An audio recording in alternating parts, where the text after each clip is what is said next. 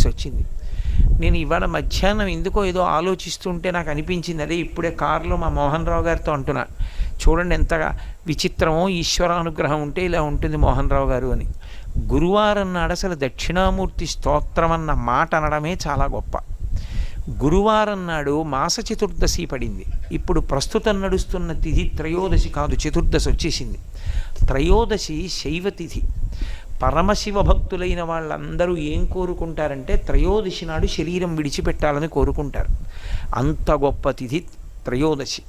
వైష్ణవంలో ఏకాదశి ఎంత గొప్ప తిథో, శైవమునందు త్రయోదశి అంత గొప్ప తిథి. మహాత్ముల యొక్క గొప్ప గొప్ప దర్శనాలన్నీ త్రయోదశి నాడే అవుతాయి. స్వామి హనుమకి సీతమ్మ తల్లి దర్శనం కూడా త్రయోదశి తిథి నాడే అయింది.